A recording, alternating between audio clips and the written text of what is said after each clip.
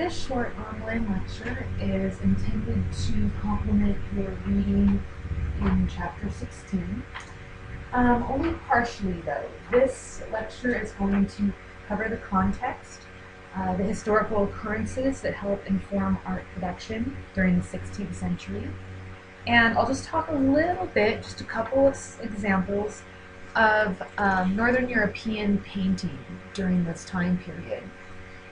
Then I'll continue at a later time when we talk about the Baroque period, giving you some examples of more particularly Italian and Spanish responses to the historical events of that time period. So that's going to occur in a later lecture. This lecture only will focus on Northern European painting. So the most important thing that you need to keep in mind during this time is that this is the time of the Reformation. And we know from previous lectures that the Reformation begins in the year 1517. And what happened was the German theologian Martin Luther posed his 95 Theses, which were a very public objection to questionable church practices. Things like indulgences, which we talked about with high Renaissance artwork, the selling of the forgiveness of sins, things like nepotism, church officials taking secular offices as a means to gain power and wealth. These kind of things people really were tired of. And as I said, Martin Luther really called that out in a public way. And this simple gesture really was kind of what put everybody over the edge. And it essentially resulted in the splitting of Christendom, where on one side you have the proponents of the Reformation, who are the Protestants, and then you have the church, the Catholic Church, and they will make up what we come to see as the Counter-Reformation, their response to the criticisms leveled at them by the Protestants. So basically, with the Reformation, they made a lot of arguments that really did undermine the power that the church was able to wield over people. One of the things that they argued, the Protestants, was that salvation could be achieved through faith alone, and that you could take a very personal approach to religion. You didn't need the church, you didn't need priests telling you what to do, you didn't need to follow rules made by man per se, but to just have a close spiritual relationship with God. Now we know that people in Northern Europe, they primarily were already going in this direction anyway. We see as early as the early Renaissance changes in patronage practice that indicate that people at this time were already preferring to pursue more individualized practices of their religion. And I should make this clear that the Reformation, the Protestants, they are primarily associated with Northern Europe. The Protestants also saw the Bible as the sole scriptural authority.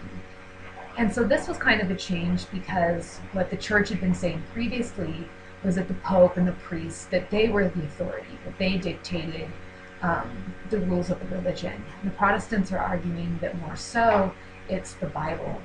And to support this claim, what they started to do is they started to have the Bible published in languages other than Latin. This was important because prior to this, when Bibles were only in Latin, nobody was able to read them. And so the priests were able to interpret Scripture in a way that could potentially support their intent to gain power or wealth, or to manipulate people in another sort of way. The priests lost a lot of power when the Bible was able to be read by all people, because then these people were able to interpret the Bible in their own way. And in many ways, this kind of relates to this more individualized practice of spirituality that we begin to see at this time. Now, once the Reformation happens, we do see that the church does begin to respond. Although I would argue that these responses are rather weak and ineffectual in trying to stem the religious changes that are occurring at this time. What they do is they launch the Counter-Reformation, which, as you're going to come to see when we look at Baroque art, primarily is a strategy that utilizes art as propaganda, as a way to convince people to reject Protestant ideas to return to church and to return to these more historical ways of practicing religion under the control of the church. We also see during this time period the formation of the Council of Trent. And this council met here and there for a period of roughly 18 years, and this was in the 16th century. And basically all this council did was look at the policies and the ideas that the Protestants were embracing, and then just officially reject them, saying the church did not agree with the things the Protestants were saying, and just pretty much dismissing the claims, and then also trying to call people out for not being proper religious followers. So this is something that we're going to most certainly see playing out in the art. As I said, we'll look at how the Reformation is reflected in Northern European artwork, again, the geographical region that the Protestants were most associated with, and then in the following lecture, the Baroque lecture, we'll look at the Counter-Reformation response. Now, one of the things about Protestants, and this is definitely a difference that you'll see in Reformation versus Counter-Reformation art, is that Reformation art did not really feel comfortable with overt religious imagery. So we're not really seeing like very many images of like, you know, religious and biblical events. More so it's just kind of everyday scenes. Now, this is a great example. This is highly typical of Northern European painting at this time. This scene, if you look at it, it seems like at, you know, superficial glance that it's basically just a depiction of a man, his wife, engaged in everyday activity, some sort of commercial activity likely for his job. This doesn't seem like an overtly religious image. It does have religious undertones, but again, they're hidden or they're referred to symbolically. So basically, if you could kind of sum up what you're seeing in Northern European painting response to Reformation, you're basically looking at a continuation of religious artwork, but done so in a very discreet and symbolic way, where at first glance it looks like a secular work depicting everyday life, but again, there's some religious messaging. And this is another thing that's important to note, is that these paintings that we're looking at in the 16th century, they very much carry on stylistic traditions that we see established in Northern European work even before the early Renaissance, and that is highly symbolic works of art. Also, the use of oil paint, creating these highly detailed works as well. So you have the money changer and his wife. As I said, the man engaged in his profession and his wife looking on. Now, in art, when you see the presence of scales, a very safe interpretation of this iconography is it is referencing judgment.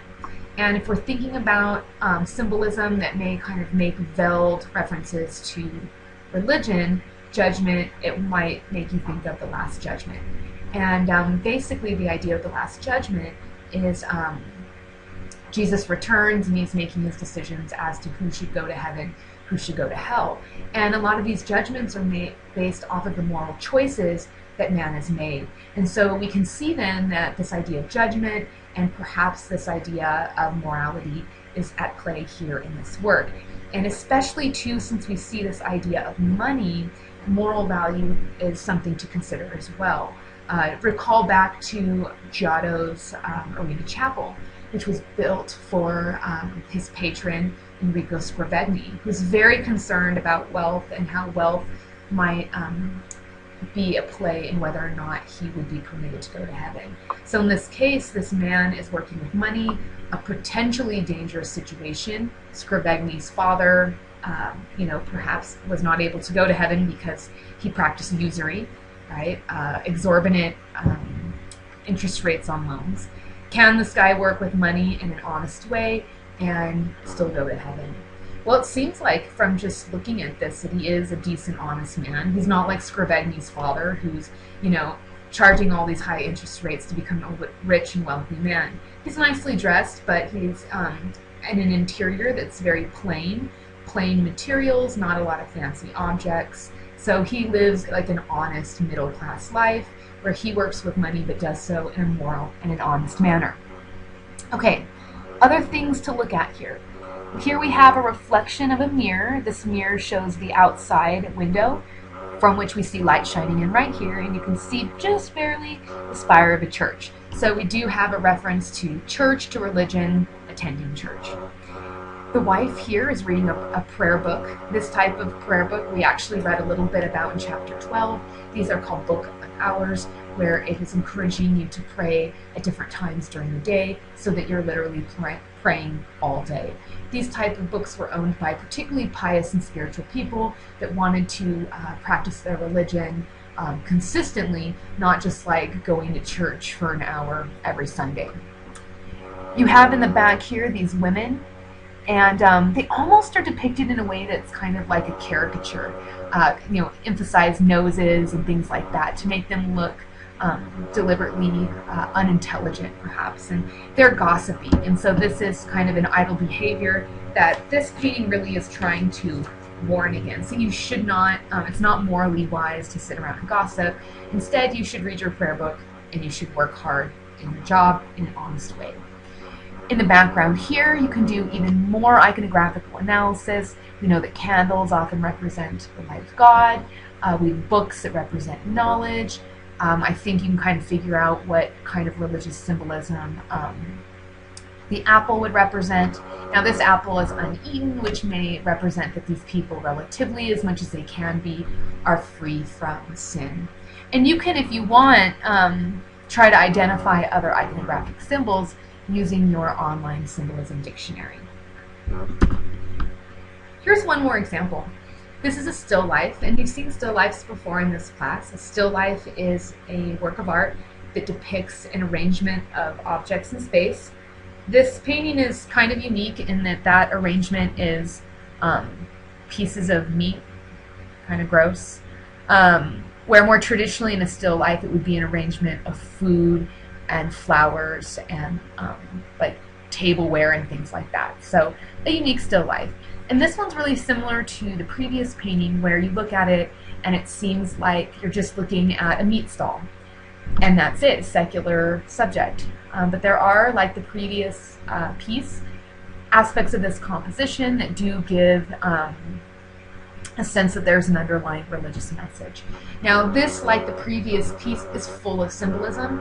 I'm not going to identify every single symbol, but if you're curious about this piece, you are welcome, again, to use your online symbolism dictionary to attempt further interpretation. So some things here that seem to indicate religious meaning.